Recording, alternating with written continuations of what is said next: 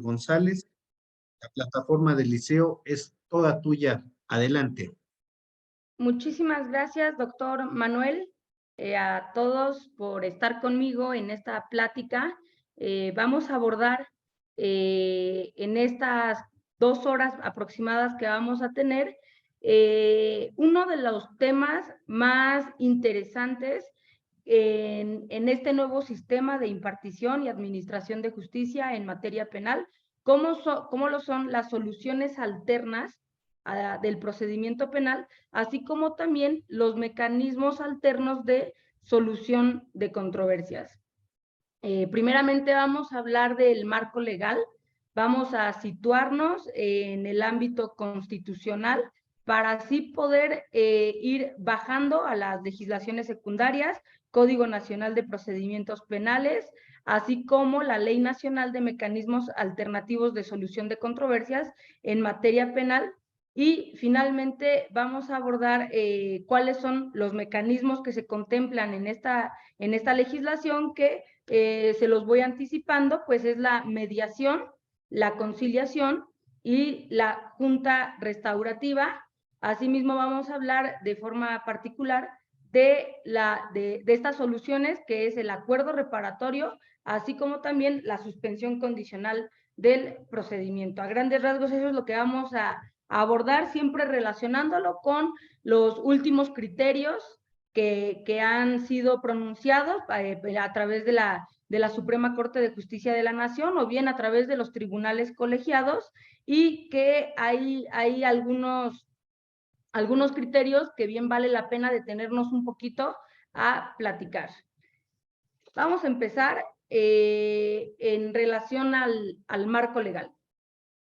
Para poder hablar de las salidas alternas y de los mecanismos, porque no son lo mismo, es lo primero que debemos apuntalar, no es lo mismo la salida alterna que el mecanismo. Ahorita les voy a platicar un poquito de esas diferencias. Debemos situarnos en el marco constitucional y recordar que el 18 de junio del año 2008 se publicó en el Diario Oficial de la Federación unas reformas en materia de administración e impartición de justicia en materia penal. Este cambio tan trascendente que hubo en México, si ustedes bien van a recordar, fue la transición de un sistema tradicional o mixto a un sistema acusatorio que es precisamente el que actualmente rige el procedimiento en nuestro país, tanto a nivel federal como a nivel local. En esta reforma se hicieron no solamente ese cambio en torno a la forma en cómo se iba a ventilar ahora el procedimiento, sino que también se instituyen nuevas figuras jurídicas. Por ejemplo, todos sabemos el tema de la asesoría jurídica, que era un tema que antes no se abordaba, lo más que se podía llegar era a ser coadyuvante del Ministerio Público en el procedimiento, pero así también se crea una figura de justicia restaurativa. Y esta justicia restaurativa es un nuevo modelo a través del cual los gobernados podemos tener acceso a una solución de un conflicto. Yo sé que esto ha sido un poco difícil de entender porque inclusive en nuestra codificación penal siempre hemos de asimilar el delito con una sanción. Tan es así que el Código Penal Federal así define el delito. Delito es la acción o la omisión que sancionan las leyes penales. Y luego entonces nuestra mente siempre nos ha llevado a pensar que la justicia es exclusivamente retributiva.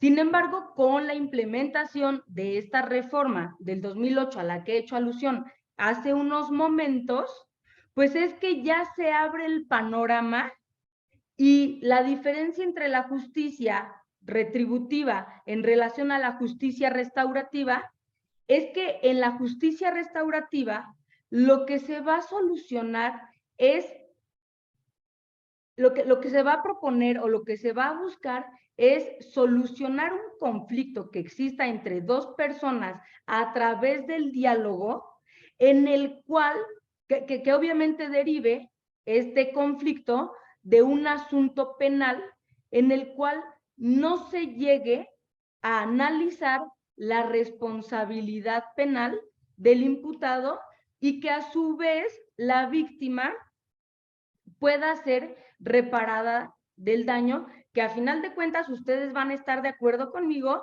la reparación del daño hoy se ha convertido en uno de los fines del proceso penal, ¿no? Eso lo hemos visto, pues tanto en la Constitución está previsto, así como en el Código Nacional de Procedimientos Penales. Ahora bien, ¿dónde vamos a encontrar a los mecanismos, particularmente en la Constitución? Debemos retomar o remontarnos al artículo, primeramente al artículo 17, párrafo segundo, que establece que siempre que no se afecte la igualdad entre las partes, el debido proceso u otros derechos en los juicios o procedimientos seguidos en forma de juicio, las autoridades van a privilegiar la solución del conflicto sobre los formalismos procedimentales. Me van a decir, Vero, ¿esto qué tiene que ver con los mecanismos? Todo, absolutamente todo. Vamos a recordar que existen diversas formas de solucionar cualquier conflicto o controversia que existe entre dos personas. Existen tres modelos, que es, el primero es la autotutela, el segundo es la autocomposición y la tercera forma es la heterocomposición.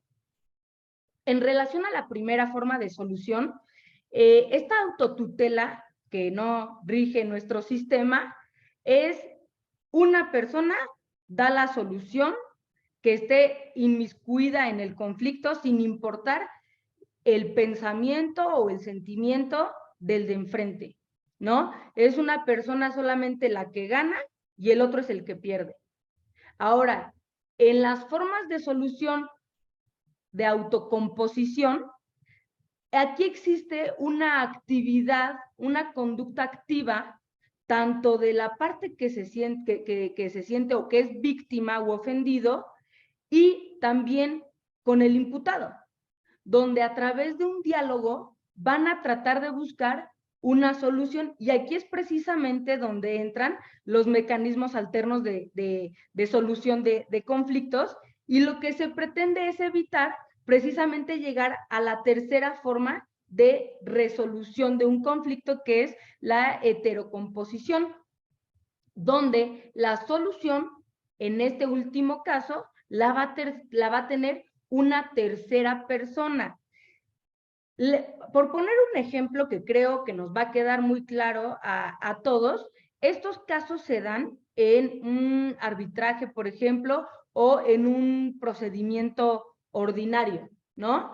Y evidentemente, pues retomando la figura de la justicia restaurativa, pues lo que se pretende, pues es evitar llegar a esta clase de solución de controversias, siempre evidentemente que se cumplan con los supuestos que prevén el Código Nacional de Procedimientos Penales, para que puedan, los gobernados puedan tener acceso a estas salidas alternas. Ahora bien, en este mismo artículo 17, pero ahora en su párrafo cuarto, establece, y aquí es de donde se dota precisamente al Congreso de la Unión para legislar en materia de mecanismos alternativos de solución de controversias.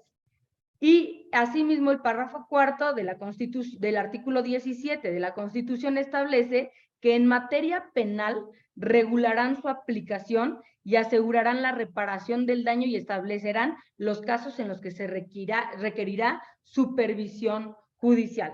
Ahorita vamos a platicar un poquito más sobre este tema, y evidentemente este párrafo es precisamente el que dota al constituyente para que en el año 2015, en julio del 2015, se reforma el artículo 73 de la Constitución, que bien todos sabemos, el artículo 73 son las facultades exclusivas del Congreso de la Unión para regular en materia. Si ustedes se van a la fracción 21, van a encontrar 4 incisos, de las cuales el constituyente tenía que crear 4 leyes únicas, y que a saber son las siguientes: el Código Nacional de Procedimientos Penales, la Ley Nacional de Mecanismos Alternativos de Solución de Controversias en Materia Penal, la Ley Nacional de Ejecución Penal y la Ley Nacional del Sistema Integral de Justicia para Adolescentes. Para no ahondar en este tema, porque esto solamente es una pequeña introducción, sí me gustaría dejar en claro que estas leyes, por ejemplo, el Código Nacional de Procedimientos Penales, se publicó el 5 de marzo del año 2014, y la Ley Nacional de Mecanismos Alternativos, que es el tema que abordaremos hoy, se publicó en el Diario Oficial hasta el 29 de diciembre del 2014. Sin embargo, quiero aclarar que si bien es cierto, se expidieron en fechas distintas, su entrada en vigor fue al mismo tiempo. Es decir, el Código Nacional de Procedimientos Penales, que es el que prevé las salidas alternas, se habría convertido en una letra muerta si a su vez no se hubiera dado vigencia a la Ley Nacional de Mecanismos Alternativos de Solución de Controversias, que es ahí precisamente donde se van a regular las formas en cómo las personas pueden accesar pues a estas salidas alternas, que como ya les dije, puede ser a través de la mediación, de la conciliación o de la junta restaurativa. Asimismo, me parece que es importante destacar también de forma introductoria que en el Código Penal Federal también existió una reforma a su artículo, bueno, más bien se adicionó el artículo 102 bis, 102 ter, 102 quater, y se prevé o se adiciona la aplicación de los mecanismos alternativos en procedimientos que hayan sido ventilados o que se estén tramitando bajo el modelo tradicional. Esto es importante que lo sepan, porque muchas veces erróneamente tenemos nuestra mente de mecanismos, salidas alternas de solución de controversias, y pensamos en este nuevo modelo de impartición de justicia, y cuando en realidad también en el sistema anterior, en el sistema tradicional, también ya es permitido hacer uso de estos mecanismos alternativos. Ahora bien, como les anticipé, ese es nuestro marco legal. Ya he relacionado la Constitución, los artículos que prevén los mecanismos, así como las salidas alternas, así como también tengan en claro o tengan en mente que tenemos que tener o echar mano del Código Nacional de Procedimientos Penales, así como también la Ley de Mecanismos Alternos. En torno a las soluciones alternas del procedimiento penal, que es básicamente el tópico o el tema que vamos a estar abordando en este momento, pues el artículo 184 del Código Nacional prevé exclusivamente 2 soluciones alternas. Es el acuerdo reparatorio y la suspensión condicional del procedimiento. Ojo, yo sé que también en este título que se denomina soluciones alternas y formas de terminación anticipada, puede caer alguna persona en el riesgo de pensar que el procedimiento abreviado también es una solución alterna, y no, se los digo, esa es una forma de terminación anticipada del procedimiento y que evidentemente tiene una regulación distinta y no está contemplada en la Ley de Mecanismos Alternativos de Solución de Controversias en materia penal. Estas soluciones alternas del procedimiento penal pues guardan una relación directa con los mecanismos, como ya se los he anticipado, Y si me lo permiten, pues vamos a abordar el primero de ellos, que es el acuerdo reparatorio. Sí, el acuerdo reparatorio está previsto en el artículo 186, ahí van a encontrar su definición, no hay mucho que decir al respecto. Los acuerdos reparatorios son aquellos celebrados entre la víctima u ofendido y el imputado, que una vez aprobados por el Ministerio Público o el juez de control y cumplidos en sus términos, tienen el efecto de la extinción de la acción penal. Sí, este es una salida que pareciera que no está tan regulada como la suspensión condicional del procedimiento, pero sí hay muchas cosas que se deben hacer referencia. La primera es, vamos a platicar de la procedencia, vamos a platicar de la oportunidad, vamos a platicar de la legitimidad y del trámite, ¿no? Por cuanto hace a la procedencia, el código, el legislador, el constituyente, cuando creó esta figura o esta institución jurídica, confeccionó cuáles eran los únicos supuestos a través de los cuales podríamos acercarnos a esta forma de justicia restaurativa. Solamente son en 3 supuestos. En los delitos que se persiguen por querella, requisito equivalente o que ameriten el perdón. Hay en nuestra codificación penal, pues tenemos que evidentemente distinguir cuáles son los delitos que se persiguen de oficio en relación a cuáles son los que se persiguen por querella. Por ejemplo, existen lesiones culposas que se persiguen por querella, la procreación asistida cuando existe una relación entre el sujeto activo y sujeto pasivo. Estoy hablando evidentemente del Código Penal de la Ciudad de México, sin embargo, estoy muy consciente que tenemos como compañeros que están en esta clase, pues gente que viene de Oaxaca, que viene que está de Veracruz. Entonces, ustedes deben de llevar su mente a cuál es el catálogo de delitos que se persiguen por querella, y esos son aquellos de los cuales se podrá, en primer término, celebrar un acuerdo reparatorio. El segundo de ellos es los delitos culposos.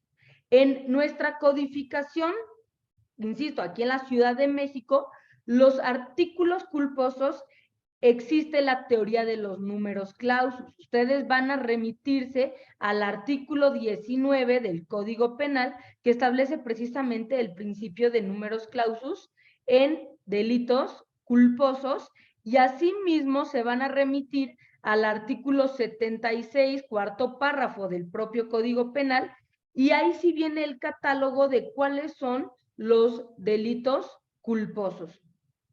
Finalmente, vamos a poder tener acceso a este mecanismo en los delitos que se persiguen, los delitos patrimoniales cometidos sin violencia. Y bueno, pues evidentemente nosotros tenemos nuestro catálogo en el cual pues se contempla el robo, el abuso de confianza, el fraude, la administración fraudulencia, la administración fraudulenta, perdón, la insolvencia en perjuicio de acreedores, el despojo, encubrimiento por receptación. Tenemos aproximadamente 9 delitos que están contemplados en el capítulo de delitos patrimoniales, y esos son precisamente los que nos pueden dar acceso a esta forma. Ahora, ¿en qué casos no proceden? Están muy bien identificados, y es que el imputado haya celebrado un acuerdo reparatorio por los hechos, perdón, que correspondan a los mismos delitos. La segunda es en el delito de violencia familiar, porque ese va a tener un tratamiento especial debido al impacto social que ha tenido pues en los últimos años este delito, y que sí se puede recurrir a un mecanismo alterno, pero bueno, a una solución alterna, pero no es el acuerdo reparatorio. Y finalmente, no van a proceder cuando el imputado haya incumplido con un acuerdo reparatorio previo. ¿En qué momento, oportunidad, en qué momento se puede accesar a esta salida alterna? Los acuerdos reparatorios pues son tan nobles que desde que se presenta la denuncia o la querella, el Ministerio Público está obligado a hacer del conocimiento del gobernado que tiene esta posibilidad siempre que se encuentren los supuestos de los que acabamos de platicar. Y la última etapa va a ser, pues, hasta antes, igual del mismo modo que la suspensión condicional del procedimiento, hasta antes de que se dicte el auto de apertura a juicio oral. Estos acuerdos reparatorios pueden ser de cumplimiento inmediato o de cumplimiento diferido y van a ser autorizados dependiendo de la etapa en la que se hayan realizado. Si fue en sede ministerial, pues va a ser el Ministerio Público quien los autorice, y si es en sede judicial, es decir, ante el juez de control, será esta autoridad quien los autorice.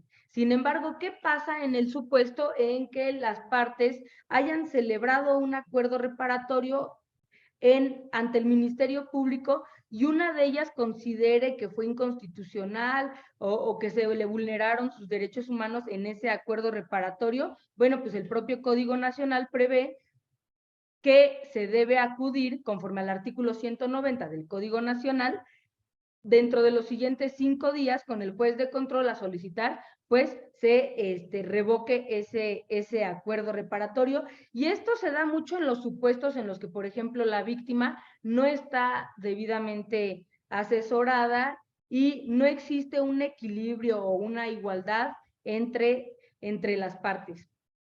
Ahora, el trámite a nivel judicial es: cualquiera de las personas va a solicitar a través de un escrito que se va a presentar en la unidad de gestión judicial, pues, una audiencia para efecto de que se autorice un procedimiento, un acuerdo reparatorio. Ojo, aclaro, lo puede solicitar tanto la víctima como lo puede solicitar el imputado. Aquí va a haber una bifurcación, porque puedes solicitarlo en audiencia y solicitar que te remitan, que se suspende el procedimiento y te remitan al Centro de Justicia Alternativa para que a través de los facilitadores con los que cuenta el Tribunal de Justicia, sean ellos quienes ayuden a esta mediación o a esta conciliación, o bien puede darse el supuesto en que las partes hayan podido tener pláticas conciliatorias, no en el Centro de Justicia Alternativa, sino entre ellas mismas, y hayan llegado a un acuerdo. Bueno, pues en ese supuesto, ustedes presentan su escrito ante la unidad de gestión judicial, se les va a señalar fecha y hora para que tenga verificativo la audiencia, y una vez que comienza la audiencia, para esto evidentemente las partes ya deben de tener muy en claro, pues, cuál es ese acuerdo al que han arribado, ¿no? Y no le van a tener que estar pidiendo al juez: oiga, su señoría, le solicito nos otorgue 5 minutos para efecto de tener pláticas conciliatorias. Bueno, pues es que evidentemente eso hace que se retrase la administración de justicia en otros asuntos en los cuales, pues, el juez bien pudiera estar en una diversa audiencia. Y bueno, pues la recomendación evidentemente va a ser que ya lleven sus acuerdos reparatorios. Estos acuerdos reparatorios, nos guste o no, debemos de relacionarlos, pues, con la materia civil, particularmente con la teoría de las obligaciones y en específico fuentes de las obligaciones. Recordando nuestras clases por ahí de segundo, tercer año de la licenciatura, ustedes bien van a recordar que una de las fuentes de las obligaciones, pues, es precisamente un contrato, entendido como el convenio entre dos o más personas para crear, modificar, transferir o extinguir obligaciones. Y como toda fuente de obligaciones, tiene requisitos. Esos requisitos va a ser el primero de ellos, pues, el consentimiento. Para lo cual, el juez en la audiencia, evidentemente, lo primero que va a realizar es dirigirse a cada una de las partes, tanto a la víctima como al imputado, para cerciorarse de que esa sea su voluntad de solucionar el conflicto que los trae a colación a esa audiencia. ¿Por qué? Porque el juez tiene que verificar que exista esa voluntad, ese consentimiento por parte de cada uno de los intervinientes en esa audiencia, y asimismo va a cerciorarse, en segundo tema, que no existan vicios del consentimiento. Vamos a regresar de nueva cuenta a nuestras clases de derecho civil. ¿Cuáles pueden ser esos vicios del consentimiento? Bueno, pues evidentemente puede ser que exista error, que exista dolo, que exista una coacción por parte de una de las partes hacia, o en agravio hacia la otra, y es una de las cuestiones obligatorias del juez. Por eso es que esta salida alterna exige, en primer término, la presencia física, tanto en sede ministerial como en sede judicial, de la víctima, que a diferencia de la suspensión condicional del procedimiento, que ahorita lo vamos a abordar, ahí no se requiere, porque ese es un acuerdo al que van a llegar la fiscalía con el imputado, pero en este caso no, en este caso, pues es importante saber y que el juez conozca que la víctima está aceptando ese acuerdo reparatorio porque seguramente se va a dar por satisfecho de la reparación del daño, que ese es un tema que también tenemos que platicar un poco más adelante, qué es lo que engloba la reparación del daño, si tenemos que pensar en la reparación integral del daño, y también vamos a platicar de los últimos criterios que ha surgido en la Suprema Corte en torno a este es un breve paréntesis, en el sentido de que se puede cobrar esa reparación integral del daño pues en materia civil, pero también lo puedes hacer en materia penal, ¿no? Digo, en materia penal y en materia civil. Ahora bien, una vez que el juez ya detecta que existe consentimiento por cada uno de los intervinientes, ahora el siguiente requisito va a ser el objeto, ¿no?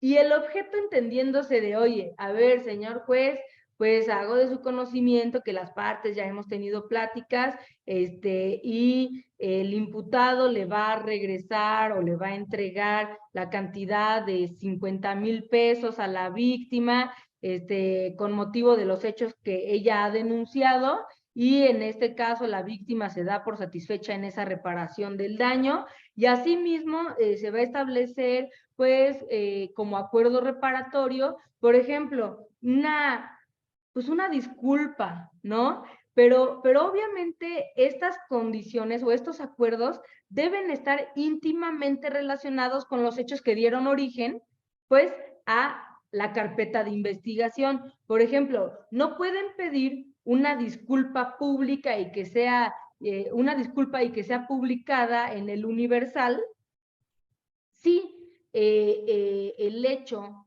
delictivo pues no tuvo esa trascendencia a nivel nacional, ¿no? Entonces, tampoco pueden poner cláusulas abusivas o acuerdos leoninos, ni tampoco van a poder poner cláusulas como, pues y además quiero que el imputado se azote 3 veces en la pared y camine sobre las piedras llenas de fuego por 3 minutos. Pues claro que no puedes, el juez no va a autorizar, ni tampoco la fiscalía va a autorizar pues esos acuerdos reparatorios.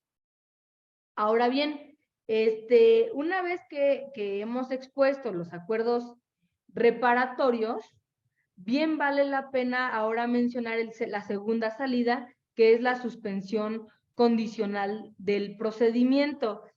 Y este tema sí está un poco endeble en estos momentos por los criterios, por las jurisprudencias que han salido de reciente creación, inclusive pues son de este año, ¿no? Que ahorita vamos a abordar. Y bien, bueno, para concluir en materia de acuerdos reparatorios, una vez que se autorizan el acuerdo reparatorio, va a tener como consecuencia que se extinga la acción de la justicia. Entonces, pues obviamente la persona, el imputado, no va a poder ser nuevamente investigado por estos hechos, porque en automático la ley lo prevé como una de las formas de extinción de la acción penal, y que no se vaya a confundir con el sobreseimiento. Es una forma de extinción de la acción penal porque inclusive en nuestro Código Penal, en el de la Ciudad de México, así lo prevé, en el artículo que regula las causas de extinción de la acción penal, está prevista precisamente el cumplimiento de un criterio de oportunidad o de una solución alternativa. Finalmente, bueno, ya les dije, estos acuerdos reparatorios pueden ser de cumplimiento inmediato o de cumplimiento diferido. Cuando sea de cumplimiento diferido y no se establezca el tiempo en el cual se va a verificar este acuerdo, pues el Código Nacional establece que va a ser un máximo de 3 años. Si ustedes están en audiencia, vamos a llevar nuestra mente a que estamos en una audiencia intermedia y el juez los exhorta primeramente antes de iniciar esa audiencia intermedia y les dice: oigan, las partes no han verificado si tienen alguna forma de solución de controversias distinta al juicio oral, porque recuerden las consecuencias que tiene ir al juicio oral, bla, bla, bla, bla, bla, bla. Y en ese momento el imputado dice: bueno, pues sí pudiera ser el caso que me vaya a una salida alterna, pero pues es que la víctima está muy cerrada y apenas me le acerco y no, me cierra la puerta y no quiere recibirme ya ni una llamada. O sea, ¿qué es lo que tienen que hacer? Pues en esa misma audiencia van a solicitar la suspensión del procedimiento para efecto de remitir la carpeta al Centro de Justicia Alternativa, donde ya les había adelantado, se encuentran los facilitadores que son servidores públicos adscritos al Tribunal de Justicia, por lo menos aquí en la Ciudad de México, así es, y quienes van a hacer esa labor de tratar de entender a cada una de las partes con esa empatía. Y pues si se van a la mediación, las partes son quienes van a proponer la solución, o si es una conciliación, el facilitador pues tiene esa apertura de poder proponerles inclusive algún acuerdo diverso al que están tratando de llegar y que llegan y no llegan. Entonces, esa es la diferencia de la conciliación, me estoy adelantando, o bien a través de una junta retributiva, pero esa se da en otros supuestos.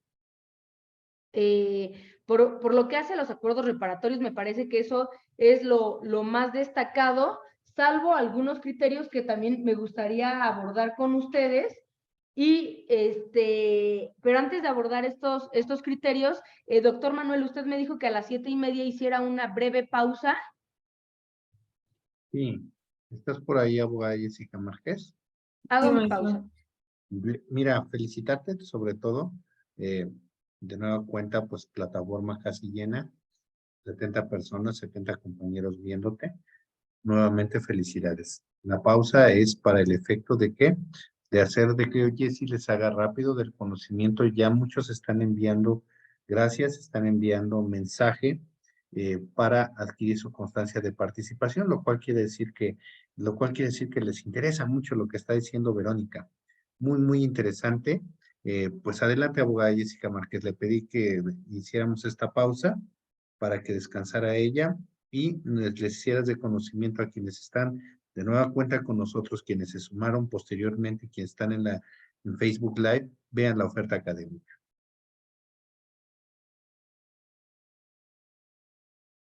Sí, gracias, maestro. Bueno, quienes se encuentran viendo el Facebook Live, comentarles, el día de mañana va a estar con nosotros el maestro Ricardo Ojeda Gándara, conmemorando su 30 aniversario como juez penal en la Ciudad de México, con el tema en conferencia gratuita El dolo, la culpa y el cine. Por supuesto, reiterar el agradecimiento a la maestra Verónica Hernández, ya que es en nuestro intermediario para que participara el maestro Ricardo Ojeda Gándara. Muchas gracias.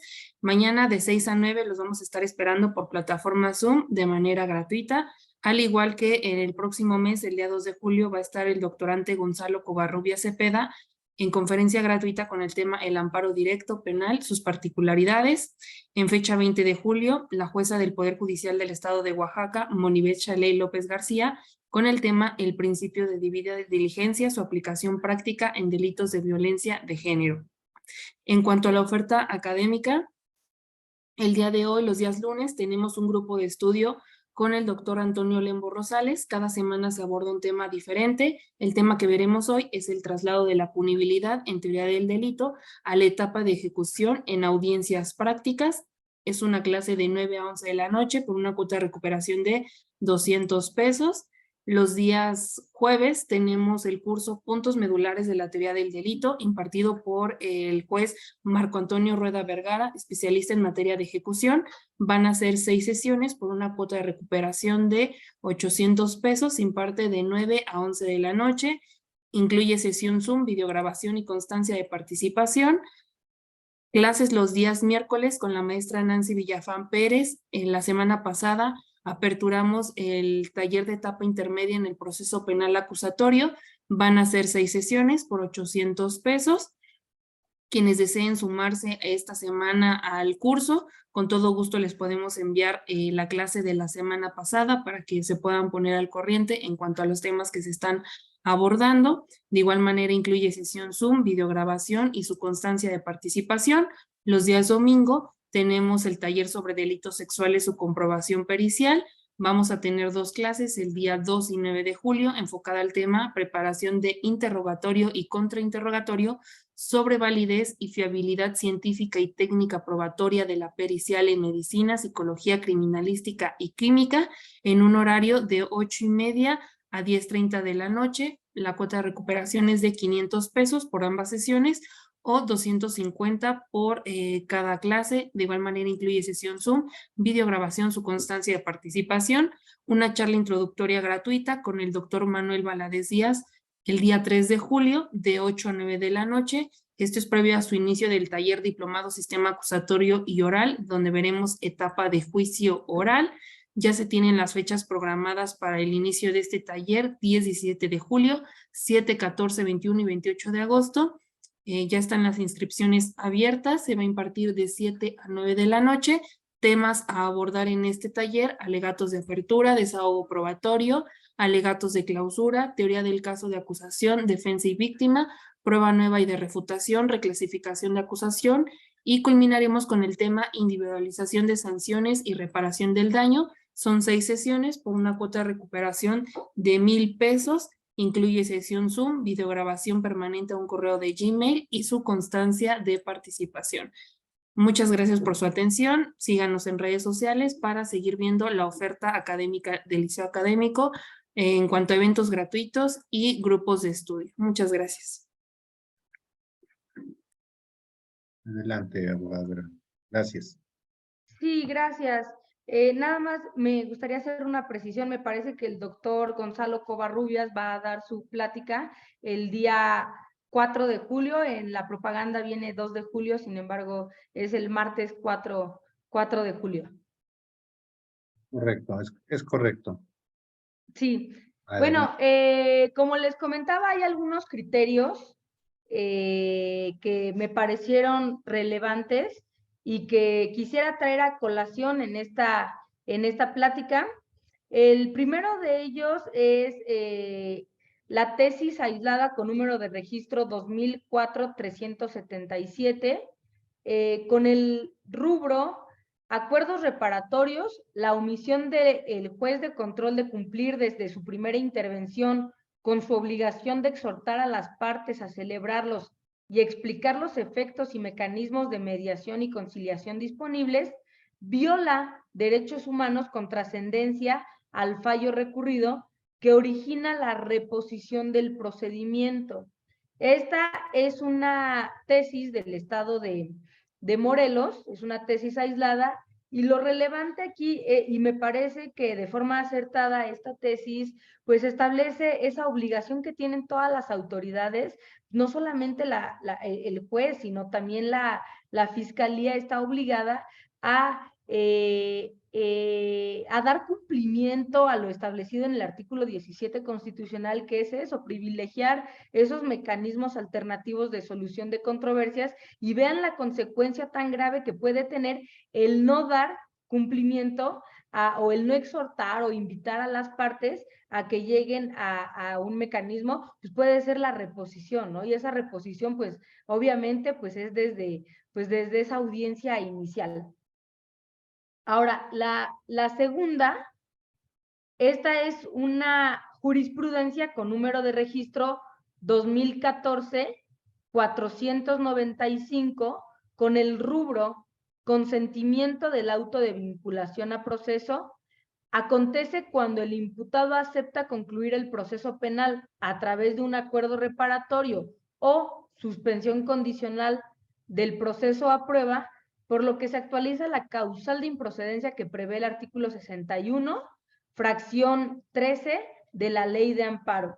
Y es que esta jurisprudencia, pues evidentemente pone de manifiesto, pues, que si una persona ya ha sido vinculada a proceso, y después de haber sido vinculada a proceso dice, bueno, chin, sí, me someto a un procedimiento, a un acuerdo reparatorio, bueno, pues es que ese consentimiento, estás consintiendo el auto de vinculación a proceso, y recordando precisamente que estas salidas alternas no tienen o tienen como presupuesto que no exista una oposición, que no exista un debate, sino una aceptación en torno no a la responsabilidad, sino en torno a la forma en cómo se va a resolver el conflicto. Pero si tú atacas, por otro lado, el auto de vinculación a proceso, pues precisamente se actualiza esa causal de improcedencia que establece textualmente la Ley de Amparo, que es improcedente contra actos consentidos expresamente o por manifestaciones de la voluntad que entrañan ese consentimiento, ¿no? Son, de acuerdo a esta tesis o a esta jurisprudencia, esta tesis jurisprudencial, pues evidentemente establece textualmente que este nuevo sistema, al premiar que el imputado ejerza intereses, van a existir unos intereses incompatibles. Uno, tiene como presupuesto la validez del acto reclamado al participar en una solución alterna, y por otro lado, lo que cuestiona a través del juicio amparo es jurídicamente inadmisible. Ahora bien, pues bueno, hay una tesis que, aunque no estuviera, pues evidentemente está regulado en el Código Nacional, que es qué pasa en los casos en que exista un incumplimiento al acuerdo reparatorio, y pues va a tener lugar evidentemente a su revocación y se va a ordenar la reanudación de la causa penal, tomando en cuenta o no dejando de mencionar además que cuando se llega a un acuerdo reparatorio y este es revocado, la información que se haya generado con motivo de ese acuerdo reparatorio no puede ser utilizado en perjuicio de ninguna de las partes, ¿no? Por eso es que uno de los principios que regulan a los mecanismos alternos, pues es precisamente no solo la voluntad, sino también la confidencialidad. Y aquí es donde precisamente pues emana esa confidencialidad, en que no se puedan utilizar pues esos acuerdos reparatorios en perjuicio de ninguna de las partes. Y finalmente, pues la última jurisprudencia, que este es de abril del 2023, que era lo que ya les venía anticipando hace unos momentos, con el número de registro 2026-334, con el rubro Derecho humano a la reparación integral del daño, constituye una garantía estatal y un asunto de interés público, aún tratándose de acuerdos reparatorios que ponen fin a la acción penal. Exactamente, doctor Manuel, esa es la jurisprudencia, y esta jurisprudencia viene por un asunto en el cual se estaba reclamando en la vía civil una responsabilidad por la muerte de una persona que aconteció en un accidente, ¿no? Y a su vez, en este asunto, la víctima indirecta celebró un acuerdo reparatorio con el imputado y en materia civil pretendía cobrar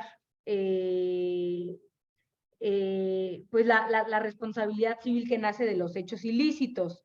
Sin embargo, en este caso, el imputado, que demandado en la acción civil, manifestó que la víctima o la parte actora no contaba con la legitimidad para acudir a la vía civil, toda vez que en materia penal no se reservó ese derecho en el acuerdo reparatorio que previamente había celebrado. Entonces, pues mi consejo en estos acuerdos reparatorios, cuando los sigan en las dos vías, pues es que siempre pongan que no se reservan derecho, perdón, que se reservan, más bien es al revés, que se reservan ese derecho para ejercitar las acciones que nazcan de esos hechos en otras vías, ¿no? Porque sí es permisible ahora que se pida la reparación del daño tanto en materia penal como en materia civil, aunque vengan de los mismos hechos.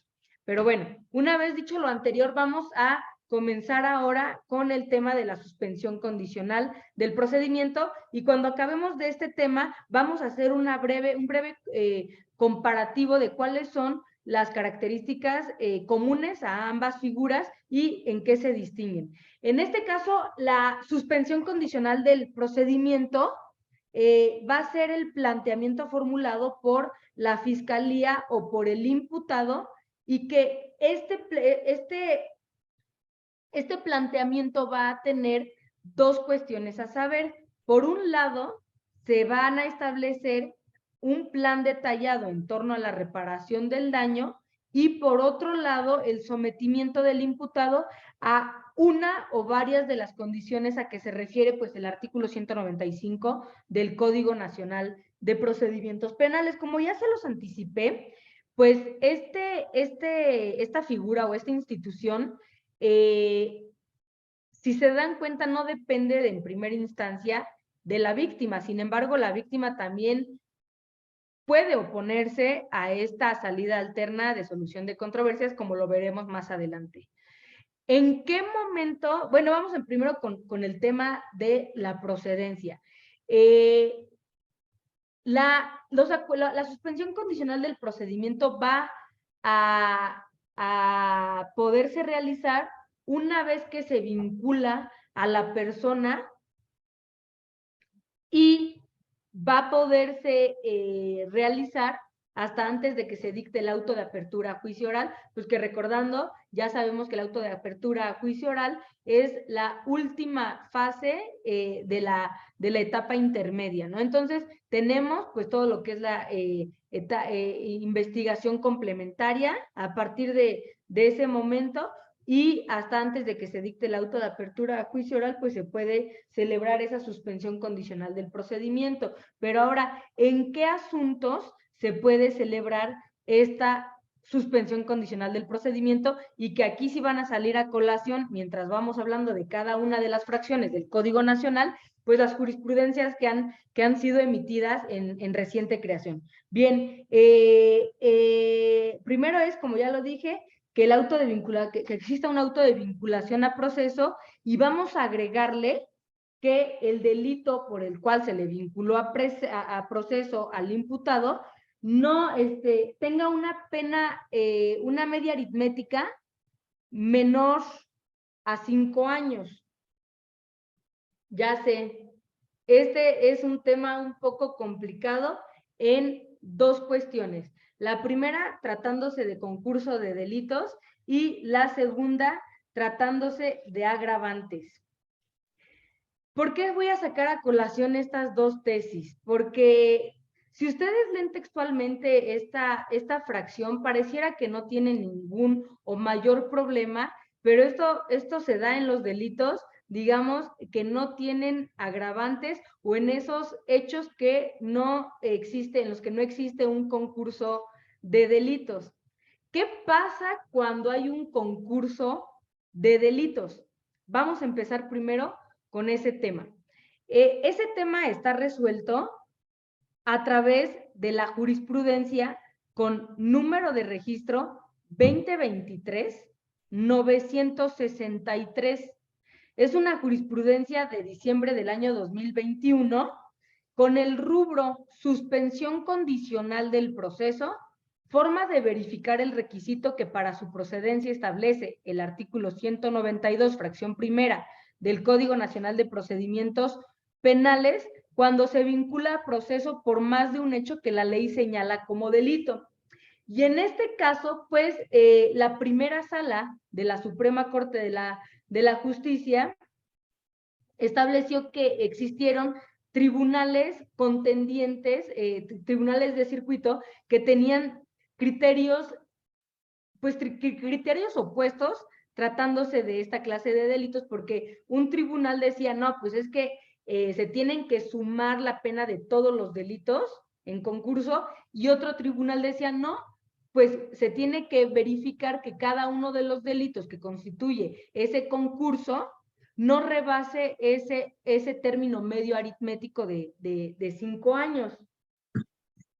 Sin embargo, si ustedes leen detenidamente esta tesis, que finalmente resolvió y se inclinó por que al momento de verificar en concurso de delitos si se actualizaba la fracción primera, pues que se tenía que ir a cada uno de los delitos, porque el legislador o el constituyente no había establecido expresamente una restricción o que la forma en que se debiera de computar fuera acumulando la pena de cada uno de los delitos. Digo, porque evidentemente, si fuera ese caso, cualquier persona que estuviera siendo investigada o vinculada por un hecho, ya sea un concurso real o un concurso ideal, sería pues ya difícil accesar o imposible accesar a esta forma de solución de controversias. Sin embargo, les voy a pedir que analicen lo siguiente. Esta jurisprudencia, desde mi perspectiva, solamente es aplicable tratándose de concurso real. No está diseñada para concurso ideal. Tan es así que inclusive en la parte donde dice criterio jurídico, textualmente dice, la primera sala de la Suprema Corte de Justicia de la Nación determina que el cumplimiento del requisito para la procedencia de la suspensión condicional del proceso que establece la fracción primera del artículo 192 del Código Nacional de Procedimientos Penales, en los casos en que el auto de vinculación a proceso se dicte por más de un hecho.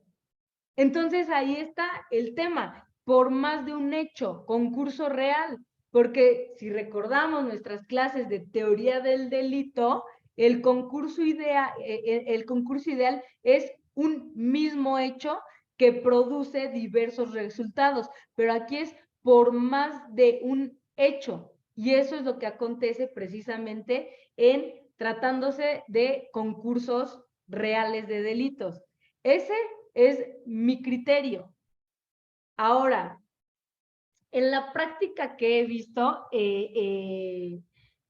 bueno, pues luego los abogados nos gusta ser muy creativos, y en ocasiones, cuando existe un concurso real de delitos, no sé, por ejemplo, violencia familiar y vamos a suponer que fuera en concurso real, y lesiones calificadas, ¿no? Y hay abogados que dicen, bueno, pues por las lesiones calificadas no nos podemos ir a la suspensión condicional del proceso, pero sí por la violencia familiar y por lo que hace a las lesiones calificadas, pues nos vamos a un procedimiento abreviado. En verdad, yo lo he visto en la práctica. Hemos recurrido a esas ecuaciones un poco extrañas. Por ejemplo, en el Estado de México sí permiten hacer eso, esas pues audiencias como híbridas, como extrañas, como que tienen tintes de una cosa y luego tienen tintes de otra cosa, y lo que hacen es pues hacer eso, dividir cada uno de los delitos y utilizar una figura diversa para beneficiarse o para tener acceso a esos beneficios que tienen pues tanto la salida alterna como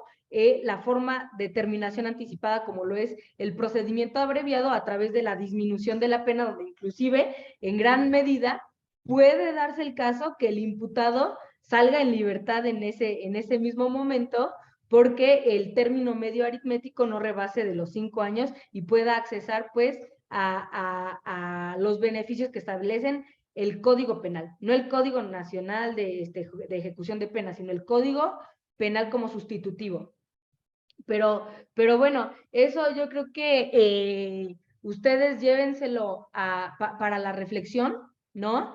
De si esta jurisprudencia le es aplicable a los delitos de concurso ideal o no, y en audiencia háganlo valer, ¿eh? Una vez así nos pasó al licenciado Oscar y a mí, estábamos en una audiencia y pues querían hacernos valer esta tesis. Era un delito de lesiones y un delito de violencia familiar, las lesiones no estaban calificadas, y pues la juez ya estaba diciendo, pues sí, claro que sí, pero nosotros decíamos, pues claro que no, porque aquí las penas sí tendrían que acumularse porque se excluyen de este criterio jurisprudencial. Y bueno, pues al final la juez nos dio la razón, pero llévenselo para su estudio. Ahora, la segunda jurisprudencia tiene el número de registro 2026-479 con el rubro suspensión condicional del proceso, el delito por el que se dictó el auto de vinculación,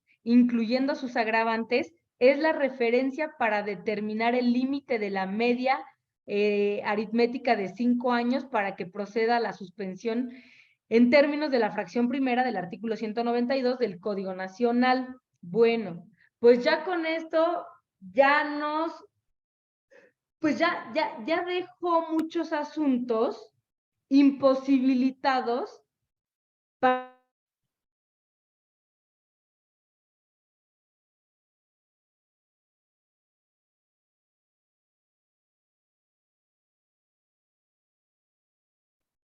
que ya no puedan accesar a él por la simple pena, ¿eh? Ya la tenías, ¿no, doctor Manuel? Sí, me la repites. Lo que pasa es que te dejé de escuchar y creí que te habías perdido. A ver, ¿cuál es? Ah, ya la tenía aquí, ¿no? La tesis Así es es. esta. A ver, ahí está. ¿Es esa? 2026-479. Así es correcto. A ver, esta jurisprudencia nace precisamente de la contienda entre dos criterios de tribunales colegiados de circuito, en los que por un lado unos decían, bueno, es que las agravantes no deben de ser tomadas en cuenta para el cómputo o para hacer esta ecuación aritmética, y otros decían que sí. Bueno, pues desafortunadamente la primera sala de la Suprema Corte ya resolvió y pues ha determinado que el delito por el cual se vinculó a proceso, incluyendo las agravantes, pues es la referencia que se debe de tomar o que se debe de tomar en cuenta para determinar el límite de la media aritmética de 5 años. Y esto lo justifican de la siguiente manera. Pues dado que es una sola conducta la que se le tipifica y no varias, el delito es indivisible y al ser calificado se sanciona con una pena acumulada que corresponde en proporción al delito por el que se le seguirá el proceso.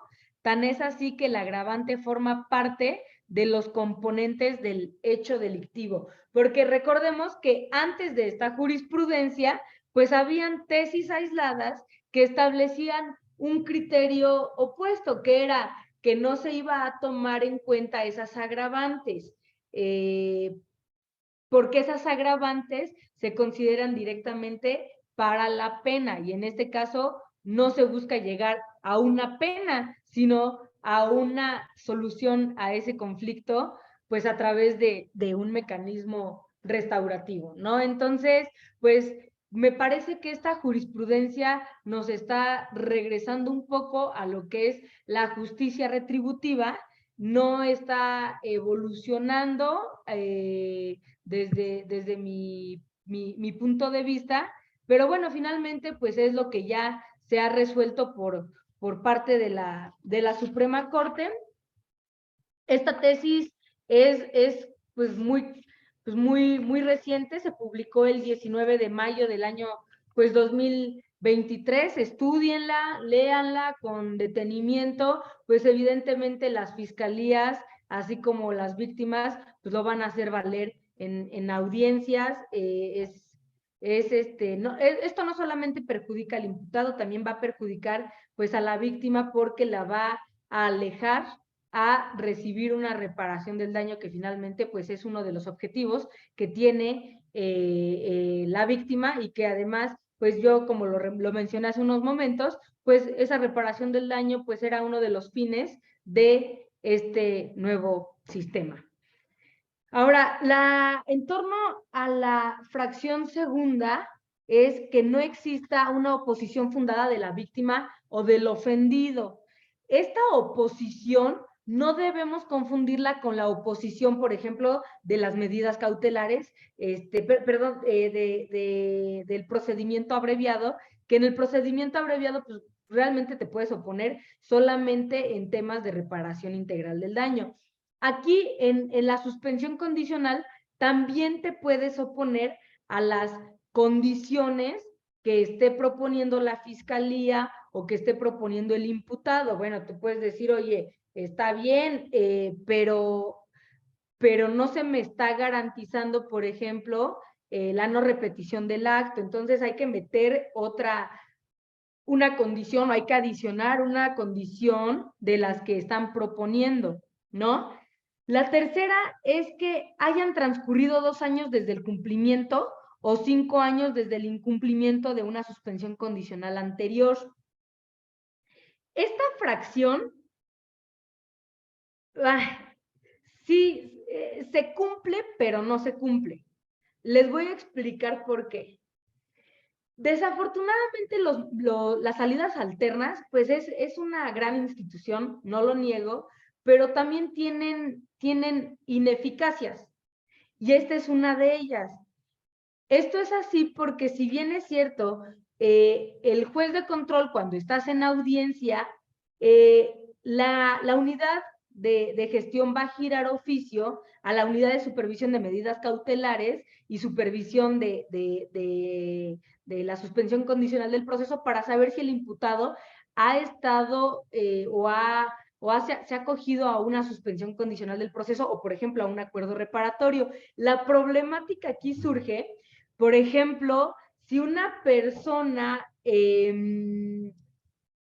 roba en la Ciudad de México y celebra alguno de estas salidas alternas, pues va a existir un registro, pero solamente en el Tribunal de la Ciudad de México, lo que equivale a que la persona, este mismo imputado, pudiera delinquir, no sé, otro robo en el estado de Morelos, en el estado de Michoacán, por ejemplo, en Veracruz, y puede acogerse nuevamente a una suspensión condicional del proceso, porque en México no tenemos un registro nacional, ¿no? Cosa contraria que pasaría en materia federal. Bueno, pues en materia federal, aunque cometas un delito del fuero federal en la Ciudad de México y te allanes a una suspensión condicional del proceso, pues claro que si cometes después otro delito federal, pues vas a salir en ese registro, ¿no? Sin embargo, pues aquí no. Y lo mismo pasa, por ejemplo, también las fiscalías cuentan con sus registros de las personas que se han sujetado a estos mecanismos o a estas salidas alternas, perdón, pero pues no hay una colaboración real de fiscalía a fiscalía, y eso da pie en gran medida a que este requisito pues pueda ser fácilmente superado por parte del imputado y que evidentemente pues va en contra del espíritu del legislador, que con estas salidas lo que se pretende pues no es llegar a lo que es la famosa puerta giratoria, ¿no? Donde entras a la salida alterna de solución de controversias, entras a ese mecanismo y sales pues sin ninguna responsabilidad penal, vuelves a delinquir y vuelves a entrar a esa puerta giratoria, vuelves a allanarte a uno de estos mecanismos y vuelves a salir sin responsabilidad. Eso es lo que el legislador pretendió pues evitar, sin embargo, pues omitió regular ese registro, ¿no? Pero bueno, esas son las tres fracciones o los tres requisitos que se establecen para poder sujetarse a una suspensión condicional del procedimiento. Ahora, ¿desde cuándo? Ya lo dijimos, puede ser desde que se dicta la vinculación a proceso y hasta antes del dictado del auto de apertura a juicio oral. Ahora, mi sugerencia como abogada litigante, vamos a suponer que estamos en un asunto en audiencia inicial y que a tu cliente le están atribuyendo hechos, ya sabes, el clásico robo en Walmart, ¿no? Y que, bueno, pues ya se le formuló imputación o en su caso se decretó de legal la detención cuando es en flagrancia, se le formuló la imputación, se establecieron cuáles son los datos de prueba con los cuales se solicita la vinculación a proceso y bueno, tú por más que te esfuerzas en argumentar y desvanecer, vinculan a proceso a tu representado. Ahora, lo natural de la audiencia es que después de que se vincula a proceso al imputado, es que el siguiente tema que se aborda son las medidas cautelares.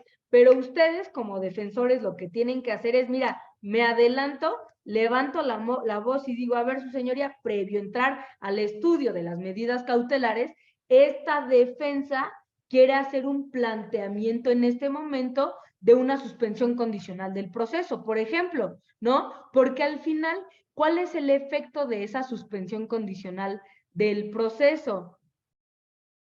Pues suspender el procedimiento. Y en principio, pues la persona, en caso de que se le dicten medidas cautelares, se van a suspender esas medidas cautelares y también sería ilógico entrar al tema de, por ejemplo, el plazo de investigación complementaria, porque si se va a suspender el procedimiento por privilegiar un mecanismo alterno de solución de controversias, entonces bien vale la pena adelantarnos, por ejemplo, en delitos de abuso sexual. Bueno, pues ya sabemos que hay delitos como pues, el de abuso sexual en agravio de menores, que van a meritar una prisión preventiva oficiosa. Pues adelántate y hace esta propuesta, este planteamiento, ¿no? Ahora, en torno a la ¿cuánto tiempo va a durar esta suspensión del procedimiento? Pues no es como el acuerdo reparatorio que, bueno, hoy lo cumplimos, hoy acordamos, hoy cumples y se acabó el asunto. Pues no, aquí el Código Nacional prevé un tiempo mínimo que es de 6 meses y un tiempo máximo de 2 años que todavía se puede prorrogar un poco más, ¿no? Como les comentaba, en esta suspensión condicional del proceso se tiene que establecer ese planteamiento de reparación del daño. Por ejemplo, aquí es donde se da en los delitos de violencia familiar, ¿no? Y se va a tomar en consideración, no sé, pues la cuantificación que hace el psicólogo para que la persona restablezca su salud mental y que tiene que acudir no sé a cuántas sesiones con un psicólogo y que la sesión está en 500 pesos, que multiplicado por el número de sesiones que establece ese psicólogo, pues dan el monto de una reparación, ¿no? Que vamos a suponer 100,000 pesos. Bueno, pues esos 100,000 pesos tú los puedes cubrir en esos 6 meses, ¿no? Y a su vez, ya sea de forma periódica o pues que lo quieras hacer en una sola exhibición, pero aunque lo hagas en una sola exhibición, eso no exime que esta suspensión deba llevarse de forma mínima por 6 meses, ¿no? También pasa mucho en estos robos de Walmart, ¿no? Donde pues de forma mínima son 6 meses, más las condiciones a las cuales se va a sujetar el imputado. Y estas condiciones a las cuales se va a sujetar el imputado deben estar, desde luego, íntimamente relacionadas con el delito por el cual se le está vinculando a proceso, o más bien por los hechos que dieron origen pues a esa carpeta de investigación, ¿no? En este caso, por ejemplo, pues si están en un robo de fardero, ¿no? Pues no le encontraría sentido a que le impongan la condición, por ejemplo, de abstenerse de viajar al extranjero, ¿no? O sea, nada tiene que ver una cosa con otra, y evidentemente el juez, al hacer el planteamiento, el juez de control, al momento en que se le plantea pues estas condiciones a las cuales se va a sujetar el imputado, debe hacer un análisis y de la proporcionalidad y de la idoneidad de esas medidas. Inclusive aquí en este caso, el juez también está facultado para agregar o modificar alguna condición de las que están establecidas en el 195, o inclusive establecer cualquier otra condición para que se logre una efectiva tutela de los derechos de la víctima, ¿no? Y bueno, pues como se los dije, vamos a hablar de las similitudes. Yo las enumeré. No, espérense, antes de hablar de eso, tengo otras tesis que se las voy a dejar para que las tengan en cuenta. Esta tesis jurisprudencial es muy, muy interesante. Esta tiene el número de registro 2026-729.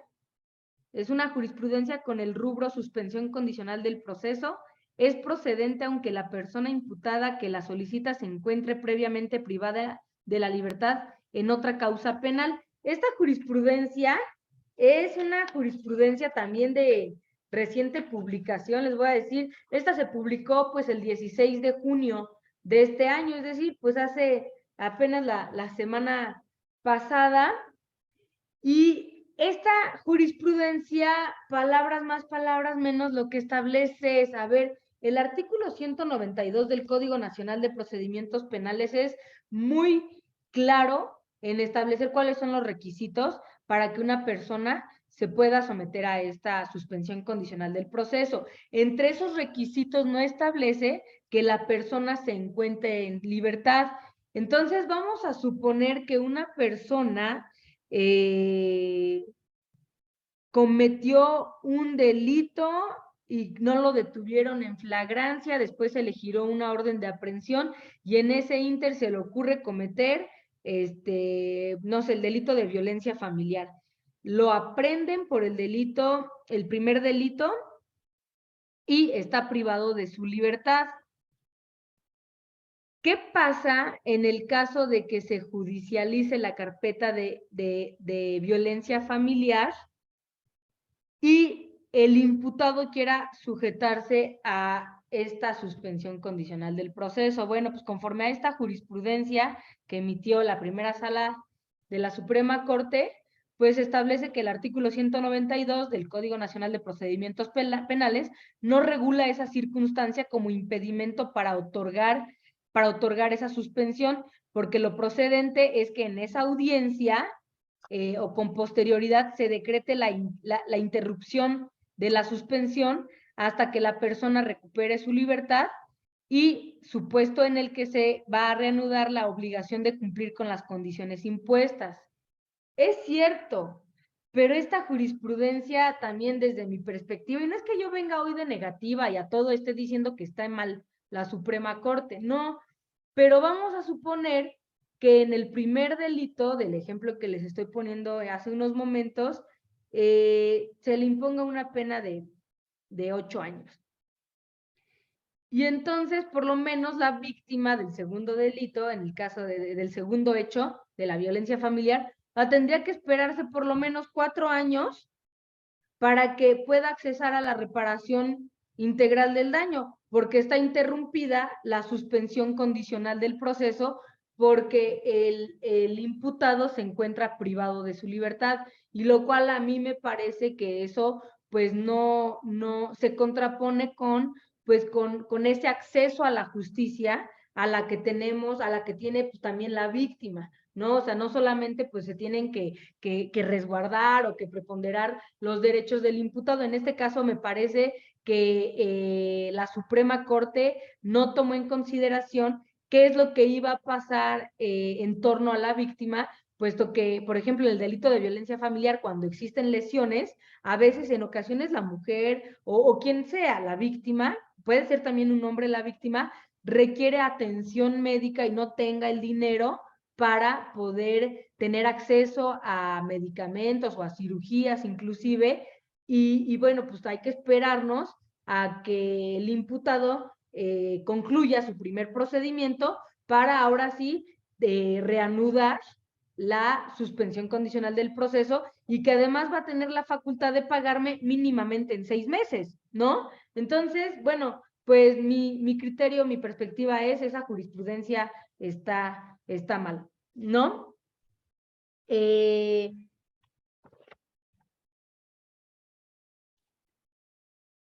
Y esta también me gusta, es una tesis aislada con número de registro 2026-519. Es una tesis de tribunales colegiados de circuito del 15º. Es una tesis aislada con el rubro suspensión condicional del proceso.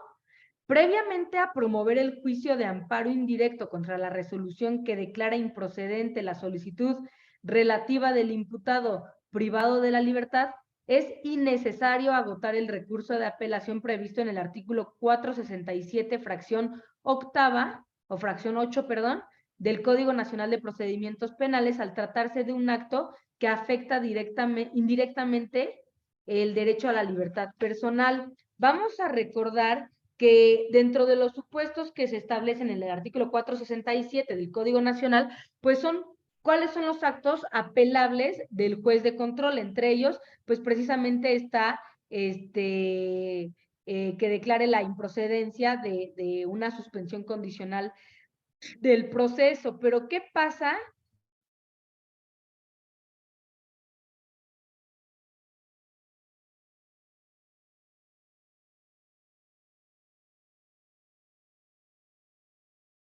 El amparo es improcedente cuando nos remitimos a la fracción 13 y establece, pues, cuando no se agote ese ¿sí me están escuchando? Sí, Cuando no se agote el principio de definitividad.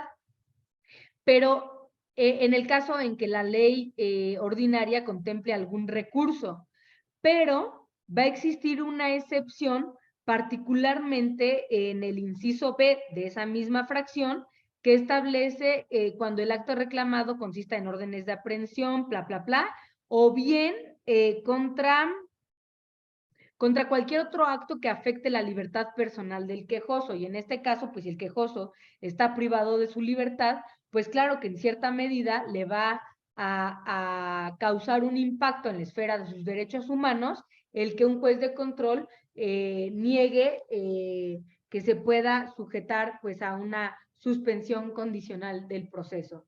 Bien, dicho lo anterior, les voy a decir brevemente pues cuáles son las similitudes y cuáles son las diferencias entre una salida y otra que he encontrado. Las similitudes es que ambas pues son consideradas como salidas alternas, como ya lo hemos venido mencionando. La segunda es que en ambos casos el someternos a un acuerdo reparatorio o una suspensión van a tener como consecuencia que se interrumpa la prescripción de la acción penal. Y otra similitud que encuentro pues es la consecuencia que van a tener cuando se cumplan estas salidas alternas, que va a ser, como ya lo hemos venido mencionando, la extinción de la acción penal y en ambos casos debe de contarse con un registro de los acuerdos reparatorios o la suspensión condicional que haya celebrado el imputado, con la salvedad que ya les he mencionado, ¿no? De que pues no es del todo eficaz este requisito. Ahora, por cuanto hace a las diferencias, pues evidentemente vamos a encontrar diferencias. Primero, ¿quién autoriza ese acuerdo reparatorio? ¿Quién autoriza? En el caso del acuerdo reparatorio puede ser el Ministerio Público o bien puede ser tanto el Ministerio Público, el juez de control, siempre, y en el acuerdo reparatorio también puede ser el juez de control. En la suspensión solamente va a ser el juez de control. Por cuanto hace a quiénes son los que van a intervenir en el acuerdo reparatorio, pues van a ser víctima e imputado, y en el caso de la suspensión condicional del proceso, pues es ese acuerdo el que llega el imputado con el Ministerio Público sin que exista oposición de la víctima. Ahora bien, la oportunidad, ya la vimos.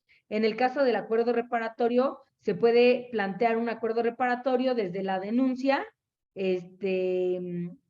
ya hasta antes de la audiencia a juicio oral, antes del auto de apertura a juicio oral, y en el caso de la suspensión condicional, no es desde la denuncia, sino es a partir de que se le vincula a proceso, es decir, a partir de la investigación complementaria que puede sujetarse pues a esta salida alterna.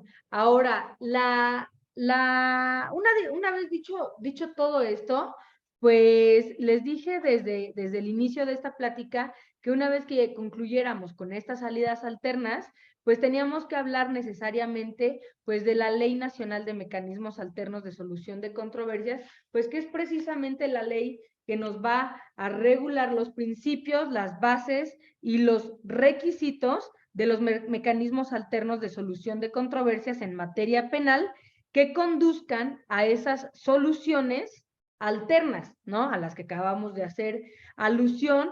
Y esta ley evidentemente es una ley de orden público e interés social, y va a tener como finalidad, conforme al artículo 2 de esa propia ley, que va a propiciar a través del diálogo la solución de controversias que surjan entre miembros de la sociedad con motivo de la denuncia o de la querella referidas a un hecho mediante procedimientos basados en la oralidad, en la economía procesal y en la confidencialidad, y que esta ley establece que los principios rectores que van a regir pues estos mecanismos van a ser en primer término la voluntad. Si se dan cuenta, pues esto solamente se trata de pura voluntad, tanto del imputado como de la víctima. En el momento en que deseen o que su voluntad sea ya no continuar con estos mecanismos, pueden recular, pueden echarse atrás y se va a continuar con el procedimiento ordinario. Asimismo, otro de los principios va a ser el principio de información, que quiere decir la obligación que tienen las autoridades, así como el asesor jurídico y la defensa, de explicarle a los clientes, a los gobernados, pues de qué se tratan estas salidas alternas. La confidencialidad, como ya les he venido diciendo, quiere decir que la información que se genere con motivo de estas salidas alternas no puede ser empleada en perjuicio de ninguna de las partes, en el caso de que, por ejemplo, se revoque. La flexibilidad, en el sentido de que, pues en ocasiones se requiere no solo de una plática, sino de diversas pláticas o para poder llegar a estas salidas, o bien que hayan cambiado objetivamente las circunstancias por las cuales se estableció alguna condición por ejemplo, en la suspensión condicional del proceso, que den pie a que sean modificadas, porque también es importante recordar que la suspensión condicional del proceso, si bien es cierto, se establece cuáles son las condiciones a las cuales se va a sujetar el imputado, también es cierto que pueden ser modificadas, igual que las medidas cautelares, siempre que exista un cambio objetivo en las circunstancias por las cuales se haya impuesto esa condición. Asimismo, pues debe existir una imparcialidad por parte de todos los operadores del derecho, una equidad, una igualdad entre las partes y finalmente pues vamos a partir de la base de la honestidad de los intervinientes en que pues en ocasiones pues también la víctima cuando presenta su denuncia o su querella pues le mete de cosas de más, ¿no? O sea, por ejemplo, hay veces donde dicen que el monto de lo robado fue 200,000 pesos y la víctima sabe que no fue esa cantidad, entonces también se tiene que partir de esa honestidad, de reconocer pues que en ese, por ejemplo, acuerdo reparatorio ella puede recibir lo que realmente había en su bolso, no sé, 50,000 pesos, ¿no? Digo, por poner un ejemplo. Evidentemente, los mecanismos que la ley contempla para arribar a estas soluciones, pues ya se los anticipé, son 3.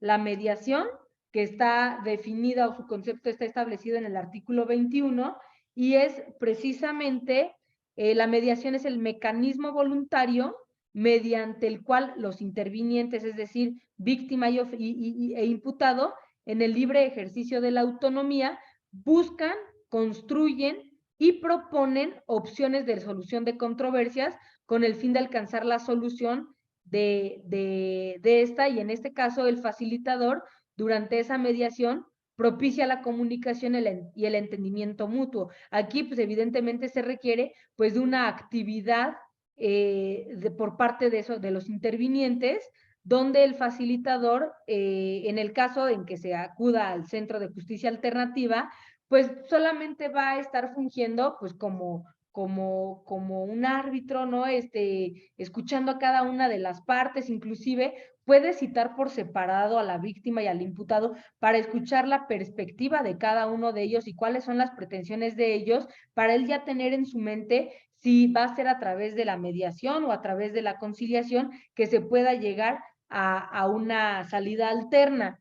En este caso, a diferencia de la conciliación que está establecida en el artículo 25 y definida como el mecanismo voluntario mediante el cual los intervinientes en el libre ejercicio de su autonomía proponen opciones de solución a la controversia en la que se encuentran involucrados, que es prácticamente lo mismo que la mediación. Sin embargo, la diferencia va a radicar en la actividad que tenga el facilitador, porque en este caso el facilitador va a poder, sobre la base de sus criterios, de un criterio objetivo, presentar alternativas a la solución a una solución diversa a la que proponen cada una de las partes, porque muchas veces se da pues en esta